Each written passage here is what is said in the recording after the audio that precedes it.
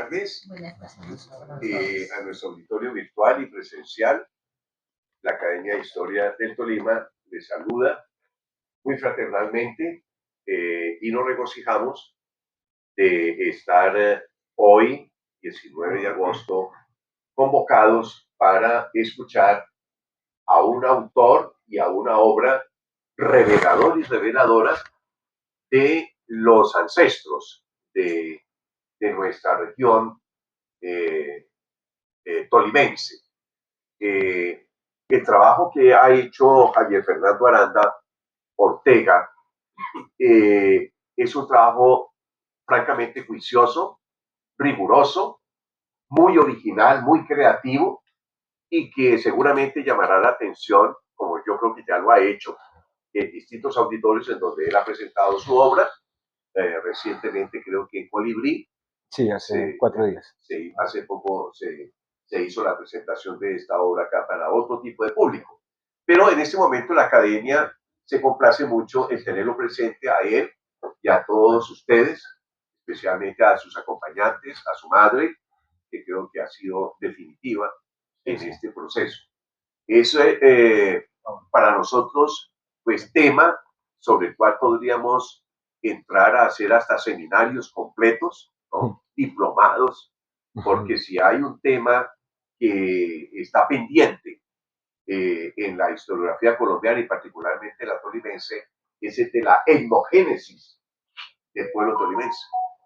De modo que hoy podríamos decir que estamos como en el umbral de ese momento y, por supuesto, ¿quién mejor que tú para que conozcamos estos nuevos horizontes o estas nuevas perspectivas que después de tu juiciosa investigación podemos nosotros contar para ese fin, y es el de en algún momento llegar a plantearnos en rigor, con base en las investigaciones en proceso ya recientemente publicadas, de este tema, un tema que de verdad nos convoca a todos. Entonces, sin más preámbulos, quedan en manos de Javier Fernando y nada, felicitaciones por tu trabajo y tienes la palabra. Muchas gracias a todos, un saludo para todos muy especial, muchas gracias por estar acá. Agradezco a don Hernán Clavijo por haber hecho esa gestión, a don Carlos Laverde, el ingeniero de los volcanes, por ayudarme a este tema. Y pues, ¿qué les digo? Soy Javier Aranda, soy de la ciudad de Ibagué, yo nací en el Espinal, pero toda la vida he vivido acá. Estudié en el INEM, en el colegio INEM, estudié en el SENA, estudié algunos semestres en la Universidad Cooperativa. Más o menos en el año 2010, 2012, comencé a viajar a Collaima por parte mía, porque quería, o sea, me encontré con esa fascinación por la cultura indígena pijao, algo que siempre está presente en nuestra vida como tolimenses. Todo el mundo sabe que somos pijaos. De hecho, yo siempre le digo a la gente en las conferencias, pijao en este momento es un sinónimo de tolimense, porque si usted es un tolimense de cualquier campo y sobresale, por ejemplo, carrera de atletismo, como cantante o como algo en el país, dicen, el cantante pijao, no sé qué, eso le pasó, por ejemplo, a una amiga mía que es cantante, que participó en La Voz Kids. Ella, pues, la verdad, de pijao no tiene nada, es de esas descendientes de paisas de acá, de la ciudad de Ibagué, pero en el Nuevo Día, en el Tolima 7 días, salía la cantante pijao. Entonces ella me preguntaba por qué, yo le dije, no, lo que pasa es que es un sinónimo de ser tolimense. Entonces, eso pues empezamos así. Listo, entonces yo comencé a viajar a Collaima, me casé con la mujer de la etnia de los Natagaima, el movimiento indígena, pues lo digo porque a veces no está claro, uno cree que sí está claro, pero no. Hay 40.000 indígenas pijao, sobrevivientes en los municipios de Collaima, Natagaima y Ortega, organizados en comunidades y resguardos. O sea, existen, ¿no? Porque es que una veces, y es triste, ¿no? Acá en Ibagué hablan de los pijaos y dicen, si se murieron hace 500 años. No, hay comunidades, hay un montón de personas. Y ellos fueron los que comenzaron con este tema de la recuperación. Cuando yo entré al mundo, digamos, a las comunidades indígenas, entonces ahí sí, digamos, voy a hablar de cómo empezó el tema del libro, pero pues antes quisiera decir algo, ¿no? Yo tengo un canal de YouTube donde, además del tema del idioma, esto lo digo por lo que habló don Hernán ahorita, yo hago el tema de la historia del Tolima, más que todo la historia o sea, prehispánica, antes del descubrimiento de América. Tengo dos documentales. Uno lo presenté en el Panóptico, que fue el primero, y el otro hice una charla aquí en el 2020, 4 días antes de la pandemia. Yo presenté, de hecho, en otra sala eso se llenó, y a los 4 días ya estaba totalmente colapsado el mundo, pues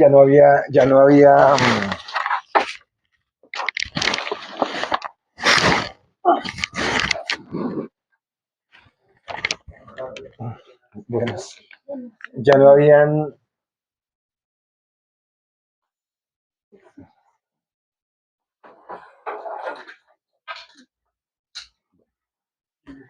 Entonces yo he trabajado el tema de la historia también, todo el tema prehispánico, de la llegada de los Caribe. Me baso mucho en el trabajo de César Augusto Velandia, el antropólogo de la Universidad del Tolima.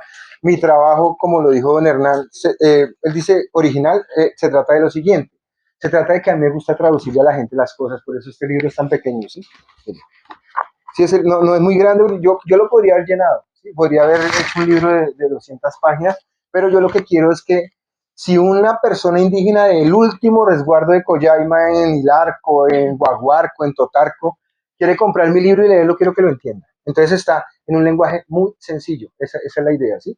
Es tomar toda esa parte pesada y fuerte de la academia, de los artículos de este tema y volverlos digeribles para todo el mundo. Entonces esa es la idea mía.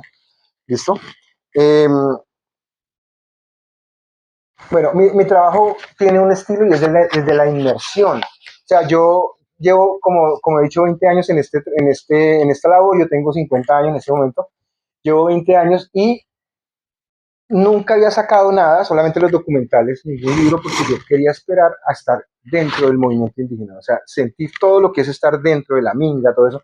Entonces yo comencé a participar en todo el tema con mi esposa, con Magda, desde el 2017 en todo tema de mingas, viajes, todo. Yo estoy trabajando con una organización indígena documentando las comunidades del Tolima, documenté 32 comunidades, tengo la ONG se llamaba FECOIN, también trabajé en el censo del DANE, caminando o sea, haciendo el censo en el campo Coyaimún, allá. O sea, entonces, de hecho, en ese censo descubrí un sitio arqueológico que queda en Lomas de Guaguarco, también como pues siendo parte del movimiento indígena, pues conozco muchísimas comunidades y he hecho documentación lingüística en casi todos los municipios y todas las comunidades del sur del Tolima.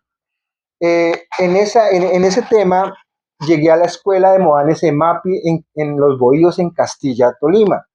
Allá vivía don Fernando Lozano, que es un Moán. ¿Qué es un Moán? Es un médico tradicional. Un Moán para un tolimense es un espíritu maligno.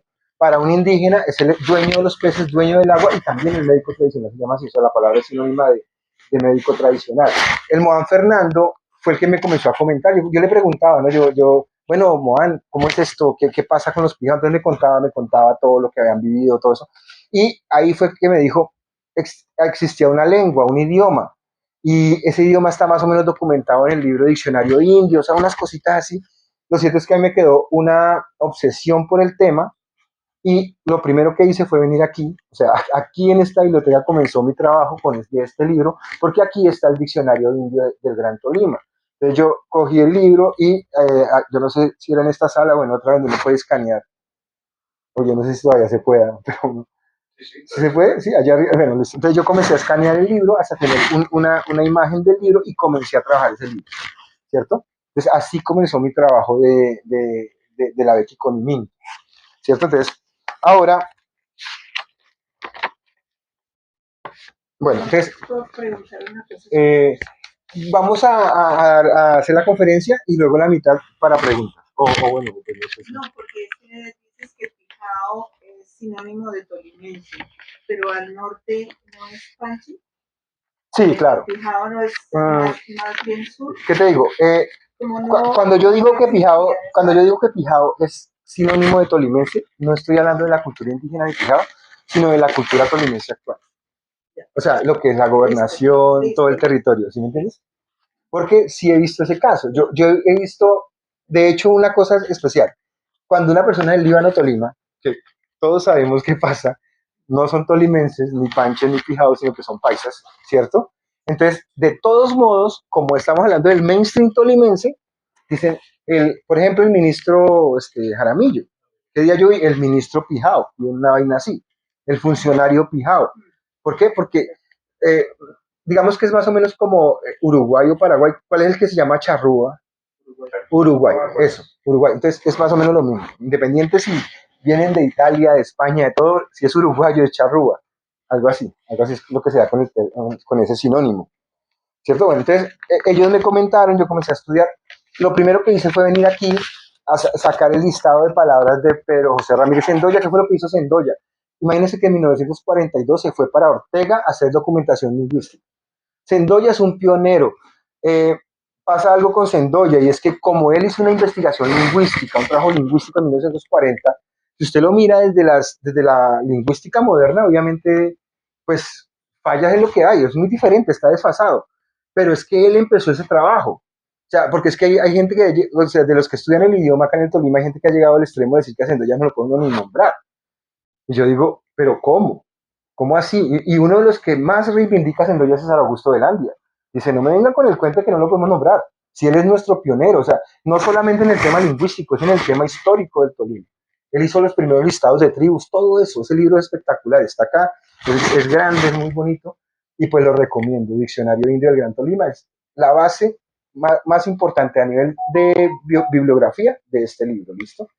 Después, pues ya venía el trabajo de Sendoya, ¿no? El trabajo propiamente, perdón, el trabajo propiamente de César Augusto de Landia, artículos como Supervivencia de una cosmogonía prehispánica en el sur del Tolima, como Arqueología arte rupestre en el Tolima, Babadujos, todos son libros, contienen mucha información sobre el Tolima prehispánico y son básicos para mi trabajo, ¿listo?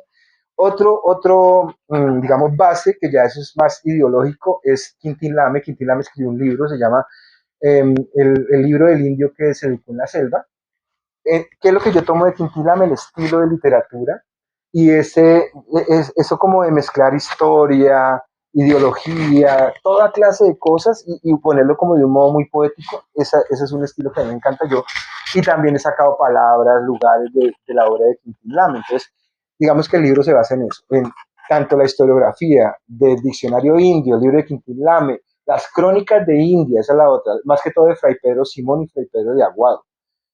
Ahí hay una revelación espectacular sobre la historia del Tolima, por ejemplo, cosas como esta. Ustedes han crecido escuchando que el cacique Calarcá, primero que todo no es Calarcá, es Carlacá, ¿cierto?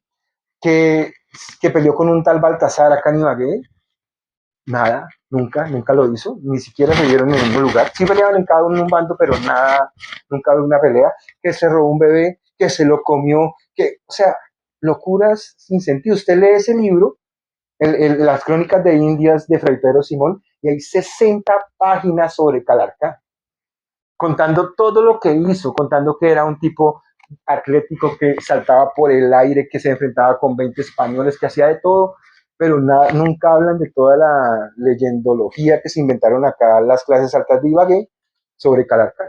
O sea, ese Calarcá de la leyenda de Ibagué es un adefesio inventado históricamente, y cuando usted va a la crónica no encuentra nada de eso, nada, ni bebés, ni que la esposa de Baltasar tenía yo no sé qué, o sea, esa es otra cosa, que además digamos, de la tergiversación que se da acá en Ibagué, que se dio desde la colonia hasta el sol de hoy, ahora la tergiversación se dio sobre Calarcá, estoy hablando, digamos que ha cogido turbo. ¿Por qué?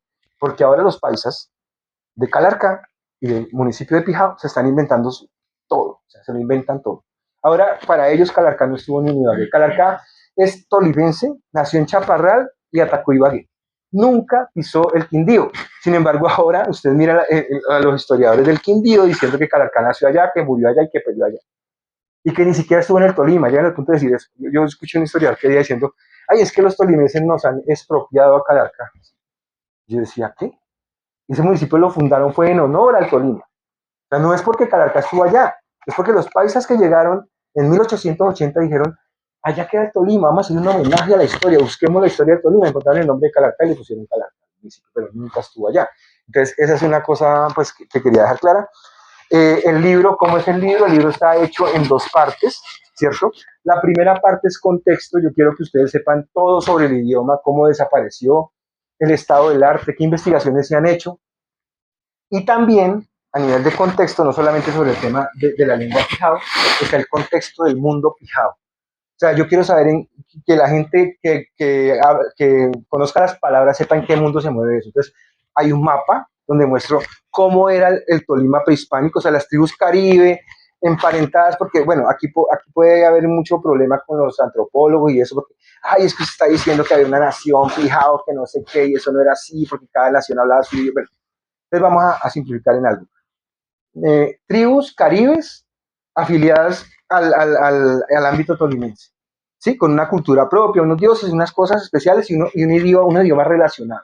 Entonces, esas tribus estaban desde el occidente de Cundinamarca, o sea, si ustedes oyen los nombres de los municipios, Sasaima, Nolaima, Nocaima, todo es Ima, Tocaima, lo mismo que Vituima, lo mismo que allá abajo, Natagaima y Collaima, ¿sí? Entonces, esa zona es totalmente caribe, esa zona de los Panches, el norte del Tolima, como acaba de decir la señora, es Panche también, o sea, entonces usted dice, pero ¿por qué usted dice Panche, fijado? Porque son dos naciones emparentadas. Como, es que le digo, como los tolimenses y los paisas, ¿sí? No somos lo mismo, pero somos colombianos y tenemos muchas cosas en común, la bandera, un montón de vainas. Entonces era más o menos así. Y hasta hablaban un idioma parecido, un idioma. Entonces está la parte geográfica para la gente saber cuál es el territorio en el que vivían los pijados o esta, digamos, las naciones caribes, indígenas, prehispánicas del Tolima. Y después hay un tema de cosmogonía, porque para el mundo pijado, digamos, usted a un pijado de hace 500 años no le podía decir que su mundo era y mostrarle un mapa. No. Él decía, no, no, no, no. Yo vivo aquí en la capa seca, ¿sí? Y el mundo está en capas. Y la segunda capa es de viento. Y la tercera es el sol. Y abajo está el agua dulce. Y más abajo el agua salada. O sea, él vivía en un mundo plano, en una tierra plana, pero esto no tiene nada que ver con el terraplanismo pendejo de esa gente de ahora, no tiene nada que ver. Estamos hablando, más bien es un terraplanismo parecido, ¿sabe a cuál? Al de los vikingos, que también tenían un mundo así, en capas, al de los aztecas, que también tenían el mundo hecho en capas, y al de los mayas, que tenían 13 cielos y 13 inframundos. Entonces, es una cuestión de ver, digamos, de lo de arriba, lo de abajo, lo caliente, lo frío, lo seco y lo húmedo. De hecho, la dualidad básica del universo y la cosmogonía pijao es el frío y el calor. El Moan, el Moan cura desde la persona, el animal, el cultivo y la comunidad con tema de frío y calor. Si usted está enfermo, es porque tiene exceso de frío y de calor. Entonces, si usted tiene exceso de frío, le damos plantas calientes para que usted equilibre su frío y su temperatura y así. O al revés, si tiene exceso de frío, pues entonces hay una cosa sobre este tema que creo que todos los solimenses lo hemos tenido, porque yo, pues siendo pues mestizo y baguereño, o sea, no de comunidad, y lo escuché. Un tema, que ustedes no pueden, que una mujer embarazada no puede pasar por el frente de una velación, porque le da hielo. Eso me lo dijo mi abuelita cuando yo era pequeño. Hielo. Eso lo escuché, le da el hielo. El hielo es el espíritu del frío, de los pijaos. ¿Sí? Es el que le roba el calor y la vida. El calor es vida, es roba. Eso es muy de los tolimenses. Y es que todos somos pijados al fin y al cabo. Hielo. La segunda, a mí me dijeron en el barrio Ambalá cuando tenía 6 años que no contara las estrellas, porque si yo encontraba mi estrella me caía encima. La única tribu que tiene estrellas, cada ser humano es una estrella. Las estrellas, cuando el ser humano se muere, se apagan según los pijados. Esa leyenda es pijado. Y esa leyenda yo la escuchaba en los barrios de acá de Ibagué cuando estaba pequeño. O sea que es una cultura que sigue muy viva. También el tema de las capas también medianamente uno lo escucha por ahí, que los abuelitos decían, no, usted no haga un hueco porque entonces va a encontrar el agua de la laguna salada, cosas así. O sea, ese tema cosmogónico es muy, yo lo llamo temas de cordón umbilical porque nunca se murió esa tradición. O sea, esa tradición es oral y sobrevive hasta hoy, no por libros, no por historiografía, sino porque el papá se lo contaba al hijo hasta que el mundo está hecho en capas. Hay 3 columnas de oro que sostienen el mundo, el Pacandé, los avechucos y la iglesia de Collaima. Esa es la cosmogonía pijao, el mundo pijao. Y también hago un listado, pues, que eso ya entra, bueno, digamos que estamos hablando. Primero, todo sobre el idioma, después contexto de territorio, después contexto espiritual, y después los listados de palabras. Entonces, los listados de palabras vienen ordenados no alfabéticamente, sino por temas, para que la gente los pueda usar mejor. También está el listado de apellidos. Yo creo que eso es un omnipresente acá para todos los tolimenses. Por ejemplo, yo soy de apellido Aranda, entonces yo siempre me acuerdo cuando yo estaba pequeño el listado del colegio, ¿no? Aroca, Aranda, Alape, ¿sí? Y resulta que esos tres, Aroca y Alape, son apellidos fijados. Entonces, esos apellidos que nosotros reconocemos, Capera, Tique, Lucuara, todos esos apellidos son fijados y son, pues, de esta región, de acá de Colombia. También después hago un listado de pequeñas biografías de todos los caciques que están relacionados en la bibliografía, en la historia, en las crónicas de Indias y todo eso. Entonces el libro viene así, ¿no? O sea, la primera parte contexto, la segunda parte listado de palabras. Mm,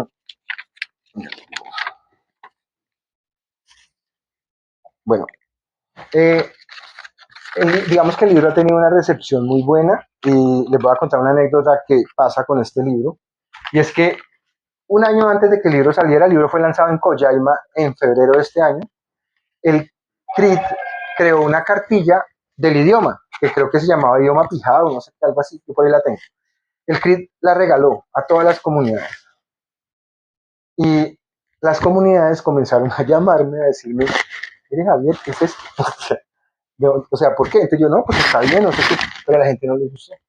Y ni regalada, era regalada y la gente no le gustó. De hecho, a mí me mandaron, pues, es que para que tuviera en cuenta, para que la mirara, como unas 10 de las comunidades. Y sin embargo, a mí me llaman y me compran el libro, ¿sí? Entonces, yo les iba a decir por qué. Porque es que, como dijo don Hernán, una cosa es hacer usted un trabajo de 20 años, minucioso, delicado, y otra cosa es coger usted en una semana, decirle a la inteligencia artificial, hágame un diccionario de la lengua pijao, y comenzar a bajar fotos de internet, que eso es lo que más le molestó a la gente. Decía, es que el tamal tolimense, me era una foto de un tamal peruano, y por el estilo así todo. Entonces la gente no le gustó mucho. Entonces le cuento, digamos, para tener en cuenta que mmm, las comunidades sí han recibido esto, les ha gustado y lo han visto como algo que, digamos, como una necesidad ante un problema que había, que es el otro tema. Eh, no sé si, digamos, ya podríamos comenzar con las preguntas. Si alguien tiene alguna pregunta, algo que haya quedado faltando. Una cosita, espera, una cosa que me olvidaba es que el libro tiene algunas ilustraciones. El libro tiene algunas ilustraciones. Esto es arte rupestre y arte orfebre y cerámico del Tolima. O sea, ¿qué fue lo que yo hice? Lo que pasa es que yo me di cuenta que además del idioma y de que el Tolima había unos dioses o sea, toda una mitología, un panteón, perdón, de dioses bien importante, también tenía una forma de arte que es propia. Entonces, usted reconoce un petroglifo pijado de los otros de otras tribus. Eso sí es así. Y se parecen mucho a las de los Caribe por ahí de Venezuela, pero digamos que aquí es una cosa. Entonces, yo recopilé todos los petroglifos que pude, digo yo, porque obviamente no están todos, y todas las formas artísticas, y de esa forma hice la decoración. Por eso es que aquí está el venado este que está en Dolores. ¿Es en Dolores, don Lino? ¿En el Pujarra? ¿Dónde es? En Dolores. Entonces, este es una piedra de Andor, este venado. Hay diferentes teorías. Hay un señor que dice que este venado vuela y que trae la lluvia. Entonces, el arte rupestre también lo investigué. Entonces, no sé si alguien tenga alguna pregunta sobre el libro. Acaban de preguntar desde el auditorio ¿Sí? virtual dónde se puede conseguir el libro. Bueno, el libro lo pueden conseguir en el WhatsApp, en la página de nosotros, y nosotros lo enviamos, donde haya que enviarlo, en la página Fundación Abequi Pinao. Fundación Abequi Pinao, entonces ahí aparece el número de WhatsApp, no sé si de pronto él lo necesite ahorita el número de WhatsApp. Sí, lo puede. 310-304-42-27. Y ahí pueden encontrar. Me llama la atención. Anoche vi un programa por Señal Colombia Sí. que dice el único presidente de Colombia fijado. Sí. Pero eso ya no tiene relación. No aparece porque, digamos, el libro, en el libro, voy a decirle una cosa. Uno relacionar a veces la historia con la política a veces no sale bien. Así uno quiera, vea. José María Melo era de familia bayuna, ¿sí? Y se fue a vivir a Chaparral, esa familia como bien. Dice que nació en Chaparral. Sí, no, él nació en Chaparral, él nació en Chaparral, tolimense, totalmente tolimense.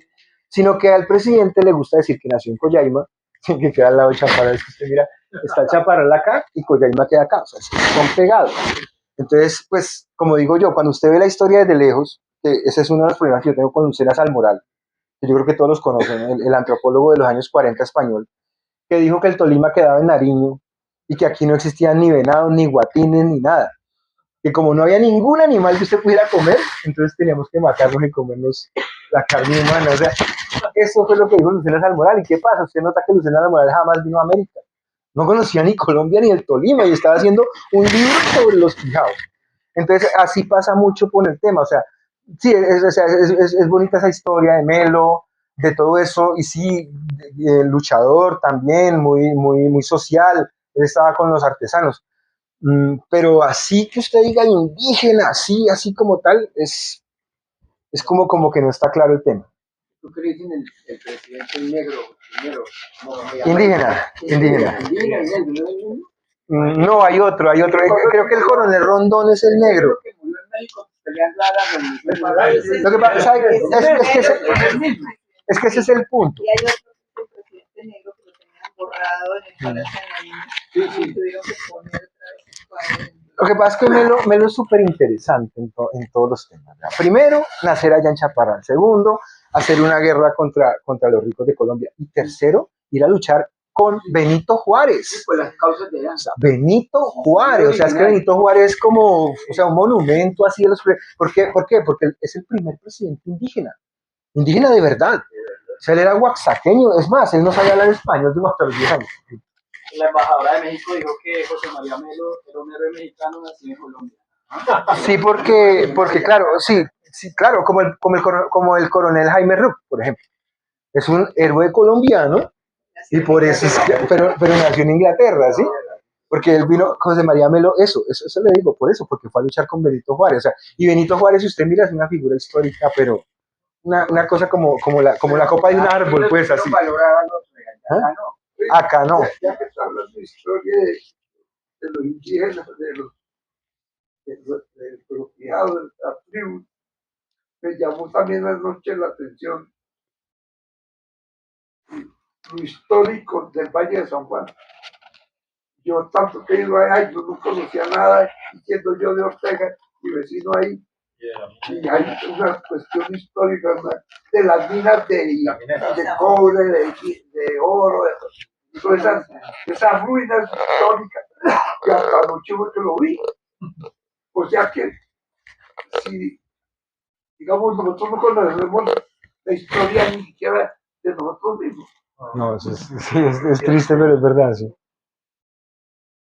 Perdón, tengo la curiosidad de algunos nombres de ríos en idioma indígena. Por ejemplo, el chipano, que No sé. Es que esa es la otra, el idioma pijao no está traducido, ese es el detalle. O sea, no es que uno diga, puede decir qué significa esto, lo otro. El río, le digo la verdad, me tocó el corazón. A mí una de las cosas que más me duele sobre esta ciudad es el río Chico. Un río hermoso, lleno de agua, que lo único que hace la ciudad es odiarlo, como si fuera el enemigo, como si fuera el enemigo, como si fuera algo malo. Es que eso es lo que yo digo. Mira, uno va por la por barrios, le pasa el chipal y uno dice, oiga, esta gente debería haber dicho, uy, qué belleza, mire, tenemos un río hermoso aquí, en vez de eso, ¡pum! Basura. O sea, bueno, igual, no, ese no es el tema, aquí estamos hablando de la Becky con Inil. No me quiero poner a llorar. Otra cosa es sobre el nombre del libro. Listo, mira. La palabra Abequi Conimiento Abequi Pinao es corazón de hablar pijao o del idioma pijao. ¿Y por qué le puse así al libro? No solamente porque sonaba bien, ¿cierto?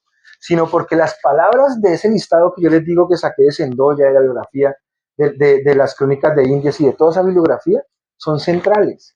Son palabras como decir que de ahí se puede ir evolucionando y desarrollando para crear un idioma real. Entonces es algo muy básico en cualquier idioma: madre, padre, casa, perro, caminos, derecho, izquierda, o sea, palabras muy así son las que se recuperan. Entonces por eso les llamo corazón, porque son palabras centrales del idioma. No sé qué otra preguntita. por ejemplo, acá no se usa casi, esas palabras las veo uno hasta ahora, de pronto, con Tolima es lo único que he visto, que tiene algunas palabras de fijados. Por ejemplo, el parque Pacaique. Eso les iba a contar. A mí me preguntaron qué día, por internet, qué podía hacer cada persona tolimense para poder promover esto. Y básicamente es que ustedes pueden, digamos, todos sus proyectos, sus cosas, sus casas, sus fincas, todos sus negocios, pueden buscar y encontrar un cacique, una palabra fijado que cuadre. Y eso, ¿qué es lo que hace?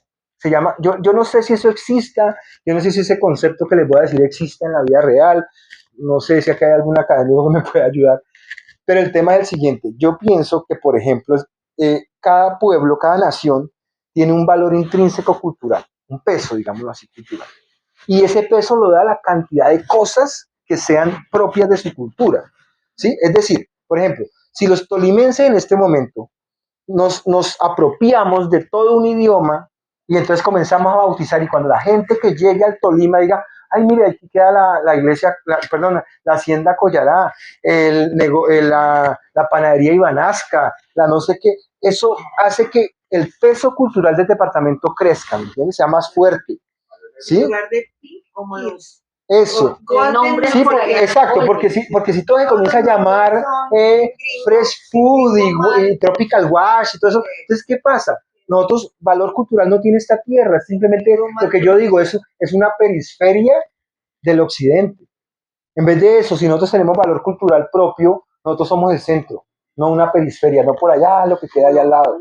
Sí, como los japoneses. Los japoneses lograron ser una potencia mundial sin venderse a los gringos, sin hablar inglés ni nada.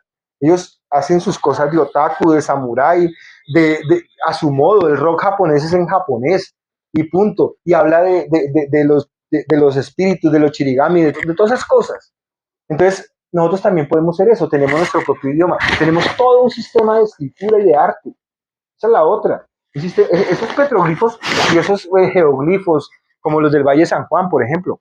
En Valle de San Juan hay un geoglifo gigante, una piedra, como decir hasta por allá, con el dibujo el típico del Pijao, el dibujo de la chaguala y esto. Entonces, si tomamos todo eso y lo volvemos nuestra cultura real del departamento, el valor cultural del departamento crece. Y eso genera turismo, genera de todo. Sí, porque si no, es que allá en el Tolima, mire, todo es pijado, recuperaron, están hablando de su propia historia. Entonces, eso es una cosa que quería decir. Y vea que vienen y no encuentran nada. A mí me pasó, una muchacha australiana quería conocer el mundo pijado y habló con todas las agencias de viajes, hasta las divagué. Le tenemos Panaca y le tenemos el Parque El Café. Venga, pero no hay nada de ustedes. Es que usted está hablando con una agencia de Ibagué. ¿Por qué me tiene que mandar a Panaca, por Dios? Mándenme a Coyaima. Le decían, no, oye, por allá no hay ruta de nada. No hay ruta de nada. Entonces, yo lo hice con mi esposa y le servimos de guía a ese par de australianos para que recorrieran. Yo por ahí tengo los videos en mi canal, para que recorrieran. Que a propósito les agradecería que se unieran al canal, que usted sabe cómo le toca a uno de verdad, bueno, uno tiene recursos y el canal lleva como 10 años en el aire, no tiene ni como 1000 seguidores, pero pues ahí yo es donde publico todo lo que hago de mi trabajo. ¿Cómo se llama el canal? Se llama Ibamacaima, Permacultura Pijao. Está por acá, esta fundación, sería. Sí. Pero no les contó lo de Confratolima. Sí. Bueno, resulta que en Confratolima hay un auditorio que se llama Guaira Capa. Y si ustedes van allá, van a ver que en la entrada dice Guaira Capa, tercera capa de viento del universo Pijao. Investigador Javier Aranda, o sea, ellos lo tomaron de mi blog. Ese es el canal, Ibamacaima, Permacultura Pijao. Este es el conversatorio ya completo que hubo en Alas de Colibrí hace 4 días, ya lo subimos. Bueno, otra preguntita. Vale, ya lo pasé. La página. ¿Sí o no? Sí, yo quisiera hacerle eco, hacerle resonancia a lo que tú acabas de plantear. Nosotros somos conscientes como Academia de Historia que tenemos un papel que jugar en ese proyecto. Es decir, en ese proyecto de construir una más firme identidad regional, con base en las raíces ancestrales y todas las otras capas de identidad que a través del mestizaje se han ido superponiendo a lo largo del tiempo, hasta llegar a hoy. ¿Esto qué significa? Esto significa, en cierto modo, como el planteamiento de una tarea. ¿Qué tarea? Pues queríamos decirle a Javier Fernando que existen otros autores, como por ejemplo Floriberto Cardona, que también ha venido Muy haciendo esa tarea, ¿cierto? Y que seguramente tú te has cruzado con él, Sí, yo la busco. pero que tuvimos de alguna manera como que fusionar en algo más simbiótico, ¿cierto? Ese tipo de ejercicios, ¿no? De analíticas paralelas y entrecruzadas para densificar el discurso, es decir, para consolidarlo y de alguna manera como para también depurarlo, ¿no? Llegar, digamos, a través del debate a algunos acuerdos todavía mucho más fuertes. Pero además de eso, de Floriberto, hubo un antecedente entre Belandia y el padre, el que hizo el diccionario Sendoya, sí. el padre Sendoya. Javier Sendoya, que es Efraín Torres, el director de las investigaciones antropológicas del Instituto Darwin de Armero. Él duró aproximadamente unas 2 décadas, no, casi 2 décadas, haciendo excavaciones, haciendo trabajo de campo, haciendo recuperación del territorio ancestral, y dejó unas publicaciones que nosotros en el próximo número sobre Armero las vamos a publicar con el ánimo de difundir ese tipo de saberes que la tragedia se llevó. ¿Sí? Inclusive, pues, una de las grandes pérdidas que tuvo Tolima y Colombia a raíz de la tragedia Armero, pues fue justamente que la avalancha se hubiera llevado el museo de todas las piezas arqueológicas que él coleccionó durante casi 2 décadas y que tuvieron el acompañamiento de antropólogos de los Andes, de la Universidad de los Andes, a quienes haríamos bien en consultar, porque ellos conocieron el trabajo de Jaefre, ¿cierto? Y acompañamiento de algunos autodidactas alemanes, que inclusive le patrocinaron la publicación de su libro. Entonces, de esa escuela de Edgar Efrén en Armero han quedado retoños. Acá en Ibagué, justamente actualmente, está viviendo David, un descendiente de Panches. Es decir, él se reconoce, ¿cierto?, descendiente de Panches, porque además de conocer la intimidad del territorio Panche, él es un agente cultural de ese legado, ¿cierto?, de ese ancestro Panche. En conjunción o en síntesis, lo que queremos es plantear acá esta tarde que la academia es consciente y quiere hacerse responsable de tratar de congregar a los investigadores que están en este campo, ¿cierto?, para dialogar, ¿cierto?, para cruzar visiones, métodos, es decir, experiencias, y tratar como de hacer algo fuerte. Hay, por supuesto, que obstáculos serios en esa tarea, y es un poco como el factor institucional. Digo yo, el Museo del Hombre Tolimense, el de la Universidad del Tolima, pues sí, es un trabajo de César Augusto Velandia y de Manuel León. De Manuel León y de César Augusto Velandia, que después el director actual, o que hasta hace poco fue Héctor Salgado, pues creo que va y deja eso en otras manos. Pero hay toda una codificación ya ahí, toda una Hernán, institucionalización. es que quería agregar algo. También a nivel de las comunidades indígenas Sí, hay muchos historiadores y sabedores que le meten eso con sí. toda. Entonces también sería bueno, por ejemplo, Convocarlos. sí, por ejemplo, Andrés Lozano, sí, por ejemplo, Don Lino. Bueno, Don Lino yo no sé si es de comunidad, pero también es muy comprometido con el tema de las comunidades. Sí, entonces hay muchos sabedores, gobernadores allá indígenas que es metidos de cabeza en el tema de la investigación. Exacto, hay otros sujetos, Sí. hay otras voces, Sí, eso. hay otros saberes que por supuesto que tenemos que agregar a esta lista. Pero no debo pasar de largo de lo último que acabo de decir. Sí. Y es que Manuel León está por publicar, o creo que la Universidad de Tolima está en proceso de publicarle sus trabajos sobre arte rupestre en el Valle de San Juan y en Dolores, Tolima. De modo que son aportes producto de investigaciones muy rigurosas de largos años. Manuel León es un hombre en ese momento que creo que supera los 80 años, está acercándose a los 90, pero y tiene como récord de ser un profesor de casi medio siglo. ¿Él fue rector No, Manuel León no, o decano? él no ha sido, él fue director de extensión cultural de la Universidad de Tolima. Y bueno, el caso es que es otra persona a la que hay que incorporar a este grupo, que algún día, ojalá, pues no, en el marco de los 40 años de la academia que vamos a conmemorar, a celebrar el próximo año, en el 2026, se cumplen 40 años de la academia, creo que sería uno de los eventos de fondo que podríamos ir estructurando desde ahora, ¿no? Para ofrecer, digamos, como una visión más compacta, más fuerte, ¿cierto?, de este trabajo que tú, enhorabuena, Javier Fernando, nos estás presentando. Un conversatorio. Sí, panel, algo más. O algo permanente, o algo permanente.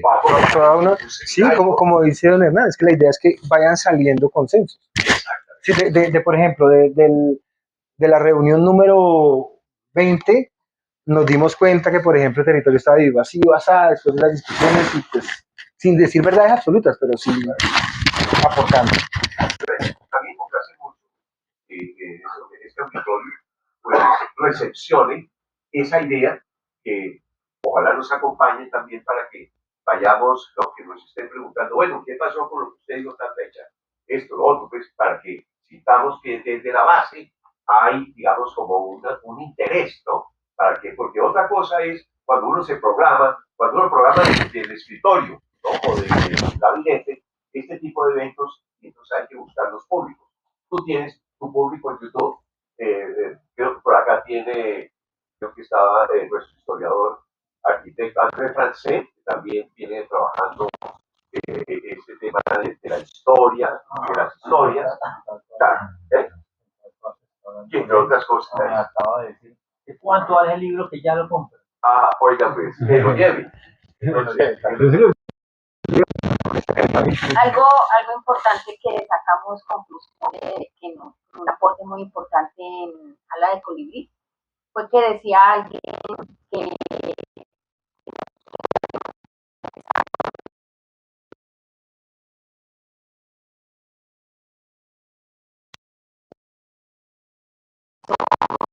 que había que trabajarlo con los, con los niños, porque los niños son receptivos y porque los niños tienen historia, ellos no saben de dónde viene, ellos sí, y que entonces las escuelas, los colegios, todo esto debería ser una como de las disciplinas que deberían de empezar a trabajar con los niños, además porque los niños son muy receptivos y sería bueno que ellos tuvieran como una historia, como que algo que ellos sintieran que vienen de algo, ¿sí? Ellos no, como que tienen raíces, ¿sí? Que sería bueno trabajar esto, le dieron una idea, Javier, que sería bueno que trabajaras en eso. Claro, porque es que miren, empecemos. Javier, es lo siguiente, buenas tardes. Mi nombre es José Luis Valderrama. Felicitar, prácticamente reconocer el trabajo del señor presidente de la Academia, el doctor Hernán Clavijo, por acercar escritores como el que está presente acá. Y felicitar al escritor que está presente, el señor Aranda, por la publicación del libro, porque ese libro, lo que acaba de decir la señora coincide exactamente con lo que se va a hacer mañana en la reunión. Yo mañana envío a la reunión de la Academia de Historia una sugerencia o proposición que recoge lo de la señora. A la Academia, el señor presidente que está acá, le voy a presentar a la Junta Directiva que lo autoricen para que gestione ante la Asamblea Departamental de Tolima que se incluya dentro del plan de trabajo de la Asamblea Departamental de Tolima tema de incluir la cátedra Tolima en el departamento del Tolima, y eso recoge lo de la señora, porque así empezamos ahora a conocer cátedra Tolima para que la Asamblea Departamental ordene e incluya presupuesto en dinero para hacer esa actividad, porque sin dinero no se hace nada. El que no reconozca un billete, una moneda. Con Diego coordino, con Diego. El barrio Topaletti me toca para la casa de $300,000. Entonces, eso recoge eso, para incluirlo en los planes de estudio. A nivel local, en el caso mío, que yo tengo, el compañero aquí, soy mayor de 4 meses, me va a cumplir 79, ya lo cumplí, lo felicito. Entonces, en cada municipio debe haber lo que sea el centro de historia, y eso está incluido. Toda historia hay que empezarla a contar desde el principio de la prehistoria. Es que la historia no se puede empezar a contar desde la mitad, desde la época de la colonia. ¿Quiénes fueron los primeros pobladores de Ibagué? Y ahí es que yo soy indígena. ¿Cómo no va a ser indígena si es de Ibagué? Ibagué es indígena, el nombre. Entonces, yo vine hoy en representación de Ortega, desde Ortega Torino. Él es significativo. Nació al frente de la quebrada Navá.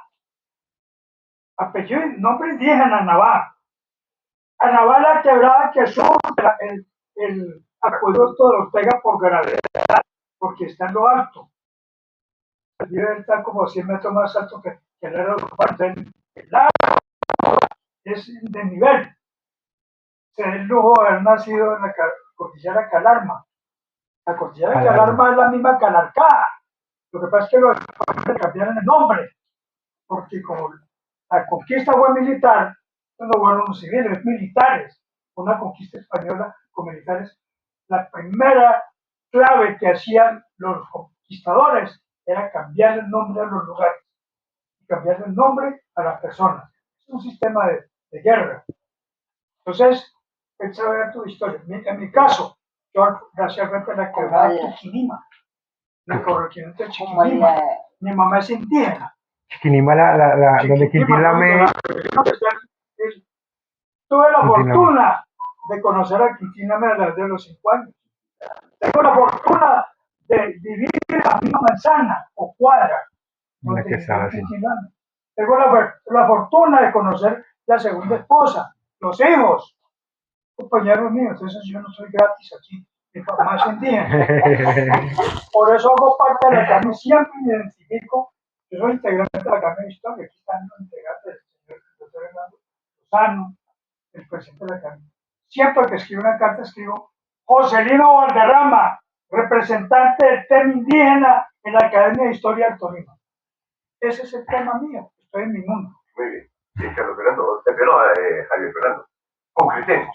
Sí. Yo creo que en la dirección a que apuntamos, valdría la pena decir algunas cosas más. Primero, te sugiero que si tienes la oportunidad de encontrar un mediador cultural que te ponga en Roma, que te permita una pasantía de unos cuantos meses en Roma, llegues a buscar un documento que yo mismo quisiera tener el tiempo y los recursos para hacerlo. Las cartas anuales de los jesuitas de comienzos del siglo XVII, en donde he intuido que pueden existir las muestras de 2 sacerdotes que trabajaron con los Moyaimas durante un poco antes y durante y después de la guerra contra los privados de Guatemala. Esa función, ¿Anua? cartas ANUA. Las cartas ANUA eran como una serie de informes que presentaban a su superior en Roma los misioneros jesuitas. ¿Sí? Entonces, ese documento, si logramos encontrar las cartas ANUA de comienzo del siglo XVII, sería una oportunidad muy valiosa para ahondar en tu investigación en particular. Pero además, y ese es el otro punto, que yo sugiero que tú dialogues con los médicos ancestrales, los médicos de la comunidad, con el CRI, a ver de qué manera hacemos alianzas con la academia, ¿sí?, para organizar ese evento, ¿cierto? Y estructurar una agenda temática y metodológica que nace de una limitación personal. Y es cuál, que yo trabajé en la Archivo General de Indias, Sí.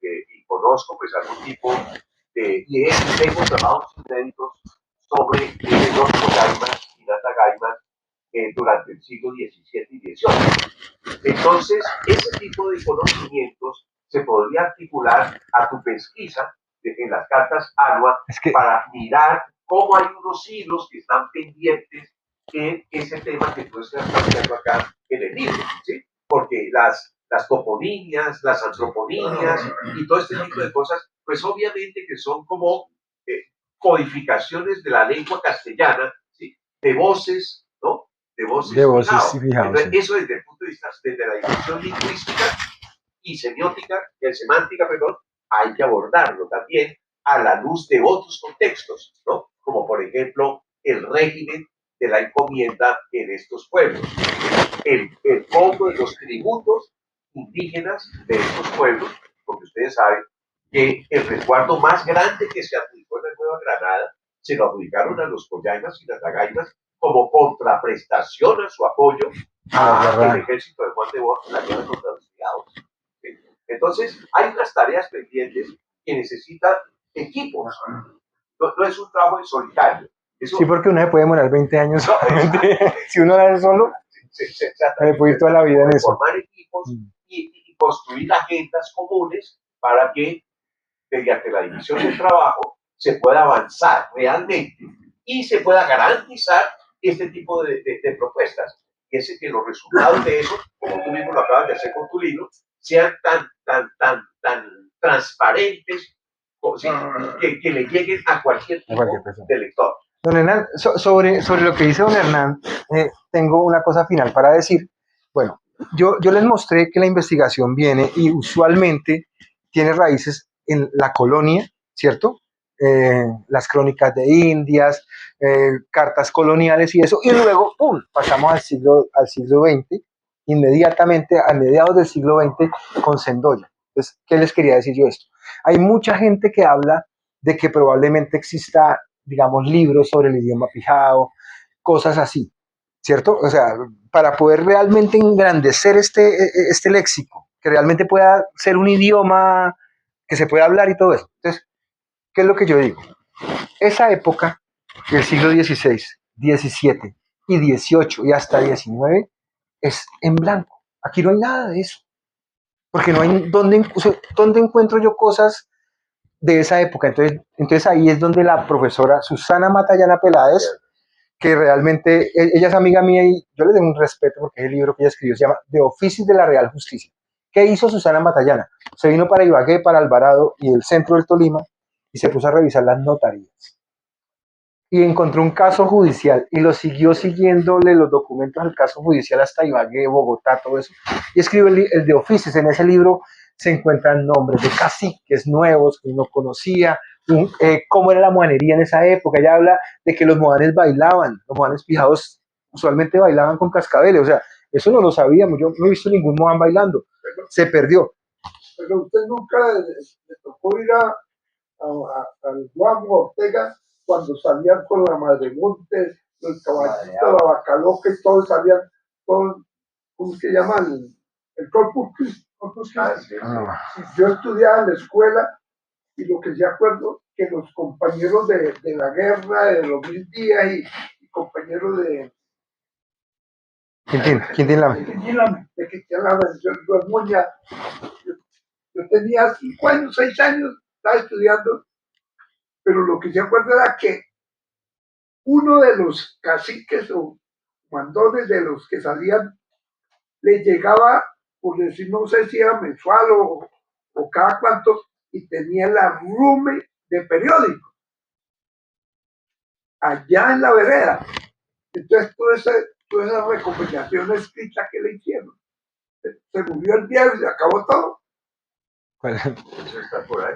No, esa la cogió el personero en el año 1971, señor de apellido Victoria, y la quemaron en el río. Porque yo sí me acuerdo Año que eso 1971. tenían Los libros de arrumes Quintín Lame. periódico. Uno podía ir y le prestaban los periódicos para ver las noticias, digamos, nacional o todo. Yo estoy hablando más bien es como Estoy que, hablando del año 57, 58, sí, 59. es digamos del tema Quintín Lame, pero digamos del tema de la lengua, yo me pongo a pensar que está ese vacío de esa época, no hay nada. O sea, yo creo que si lográramos de verdad hacer una investigación en notarías, Entonces, en esos municipios, ¿quemaron todo eso? Claro, 71. sí, eso No es, les convenía. no, yo he escuchado, no, de pronto no era tanto eso, uno lo puede ver, pero más bien es que, digamos que la importancia de Quintín Lame se está dando ahora, a la conciencia de eso. Que la menor era segundo, era del Valle. Sí, era NASA, era NASA, Era con Manuel. NASA, era NASA. Entonces, por ejemplo, yo hablo con políticos y gente que yo conozco de Ortega y les digo, no, que es que Quintín Lame que va a hacer un documental y, o sea, veo la figura, la grandeza de la figura. Ah, el Moñas. Ah, ese viejito del que yo me burlaba cuando era chiquito. Y yo, sinceramente a mí se me sale, me va. Y así es como se ve. Entonces, más bien es como los historiadores, los académicos y la gente muy moderna la que le está dando el valor. Pero, pero digamos que la mayoría de la gente no lo tiene en cuenta, ¿sí? De la grandeza de la figura histórica. Y esa es una tarea que hay que hacer en el interior de las propias comunidades indígenas. Sí, porque yo he escuchado gente de las comunidades hablando mal de Quintín Lame. Es que está. Su padre, el que les creó todo. Donde está la tumba de Manuel Quintín Lame. Yo, vea, cada año hay un evento en octubre, ¿sí? Los invito si algún día quieren, eso es muy bonito. Yo estuve el año pasado, he estado como 3 años. Sí, nos reunimos en la Plaza de Ortega y comenzamos a caminar. Los NASA y los Paniquita llevan música. Entonces van tocando la música así típico indígena, uno camina, pasa 2 ríos caminando, tiene que pasar descalzo 2 ríos, no sé cómo le llaman ríos, Loani y Ortega. Y después llega un cerro que parece hecho por un dibujo, es así.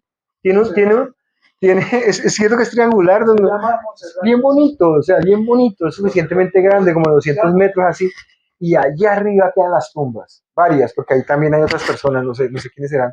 Es un cementerio indígena. Sí, y ahí queda la tumba de Quintín Lame, y pues con el tiempo, digamos que el movimiento indígena la ha ido mejorando. Cuando yo fui la primera vez, era solamente Para mí ese sería mejor un monumento histórico para Colombia, realmente. Yo sueño con hacer una pirámide gigantesca de piedra, así con la estatua de Quintín Lame. Eso es lo que yo quisiera. Así como la estatua de la libertad, así de grande. Eso debería haber. Usted me acaba de hablar, es importante. Repita lo que usted dijo ahorita sobre el cementerio de Quintín Lame.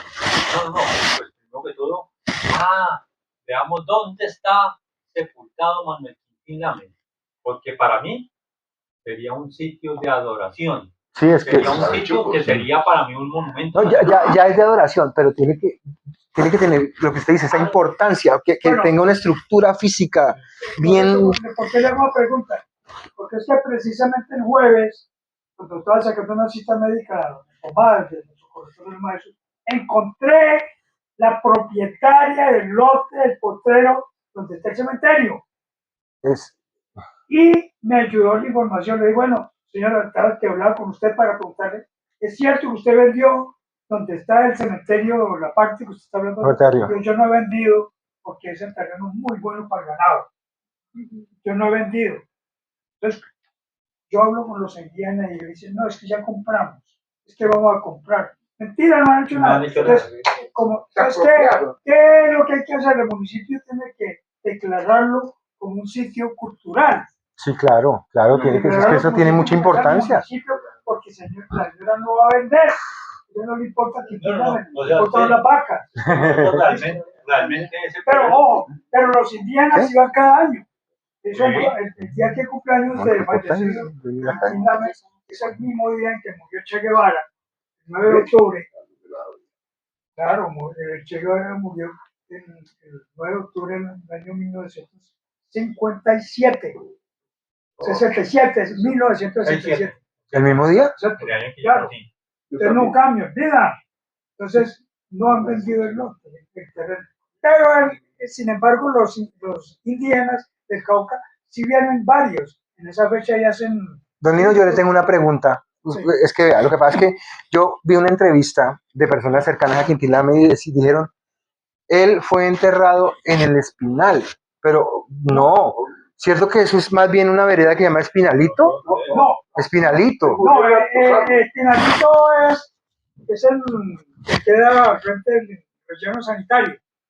Entonces, ese Espinalito es el resguardo indígena más antiguo. Pero en Ortega, en Ortega. Pero el primero es Guatavita. O sea, pero nada que ver con el No, municipio de Espinal. A Nada. él personalmente no es cierto lo que por ahí en el libro. Él comulgaba, todos los, iba a misa de. Sí, él era rezandero. Él era amigo Muy del rezandero. Le gustaba mucho la iglesia. Sí. de Grisales, más de amigos. Cuando él murió, el sacerdote sí le dio el sitio donde lo van a sepultar. Pero como él dijo antes, que no lo fueran a enterrar en el cementerio de Ortega, porque ahí están los enemigos de él, que no querían estar con los enemigos, que lo enterraron allá, en ese cementerio, porque ese cementerio es indígena. Ahí están los Piñatey, los Capera, ese es un cementerio local donde cualquiera. Y debe tener su historia de años. Entonces, claro, ese es antiguo. Entonces, ese cementerio él pidió que lo enterraran ahí. Y esos señores de Espinalito son los que están cerquitas, que son los que le llevan el almuerzo. Sí, no, porque ya, o sea, claro, ya pasó el municipio de Espinal. Espinalito queda. Perdón, sí, por el tiempo, Fernando, por favor. Una pequeña cosa de Ortega. Hace 10 días dio una colega bióloga muy joven allá en Ortega. Estaba con 2 profesores más de la Universidad Nacional de Bogotá, fue picada por las Abejas. Sí, Ah, sí, señor. sí, ya la. Ah, yo, fue en Ortega. A ver. Perdón, buscando, es que- vertiendo, buscando fósiles, porque Ortega es un emporio en el fósiles marinos. Qué bueno. Perdón, y le voy a decir, la dueña, el propietario del lote que está cementerio indígena, la picaron las ovejas. Las abejas. Las abejas. Y no le murió a ella, murió el esposo porque le cayó el caballo. Vea, pues. Profesor. Bueno, No lo mató Bueno, compañeros. murió el Javier Fernando, Sí, señor. pues queda trazada una agenda. Sí. Esperemos que no se diluya, que no se evapore, que no se nos vuelva, pues, viento, ¿no? Me encantaría, Sino ¿verdad? que Sí. logremos tratar de completar eso. Y les agradecemos al auditorio virtual. No sé si en el auditorio virtual hay ¿Alguna pregunta? para el expositor.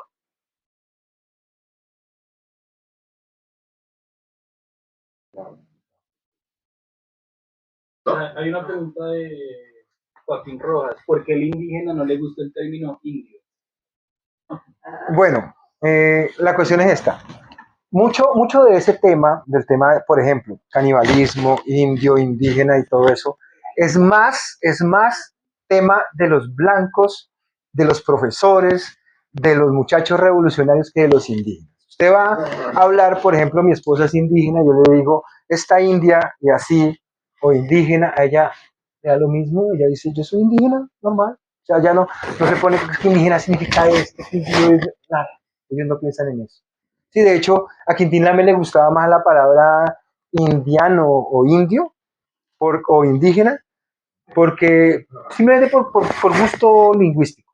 pero no es, digamos que esa lucha en el cuento de que no digan que, por ejemplo, hay un detalle, se está comprobado científicamente que los pijados no eran caníbales, porque no existe ningún hueso canibalizado, ¿sí me entiende? O sea, si hubiera existido ese canibalismo del que hablan las crónicas, esto Ibagué, el Tolima, estaría lleno de restos comidos y raspados y todo así como es con el canibalismo. Sin embargo, hay un montón de huesos enterrados bien puestos en su sitio, o sea, sin comérselos ni nada. Entonces, eso, sin embargo, usted va y le pregunta a los indígenas y ellos dicen, sí, nuestros antepasados mataban y comían del muerto, ¿sí? Pero usted va y le pregunta a un estudiante de Ibagué, ay, eso es una ofensa, los españoles nos quieren hacer daño. O sea que ese victimismo es muy del occidental, es muy del blanco, muy del mestizo y no tanto del indígena. O sea, al indígena prácticamente le da lo mismo como lo llamen, no se pone a, digamos, no es tan de cristal como muchas cosas que se dan ahora, porque hay mucha gente que defendiendo llega al extremo de defender lo que la persona no quiere que lo defienda. Pues, ¿usted me está defendiendo de qué? O sea, yo me siento orgulloso de mí y no quiero que me defienda. Entonces, yo lo he notado por lo que digo, porque mi proceso es de inmersión. O sea, yo escribo, investigo y todo desde dentro de las comunidades, desde adentro, ¿sí? O sea, desde las propias comunidades, y uno se da cuenta cómo es que piensan ellos. Ellos no son victimistas, son muy orgullosos de su raza. Mucho del tono con el que se dice que el mestizo crecido decía indio para insultar a otro.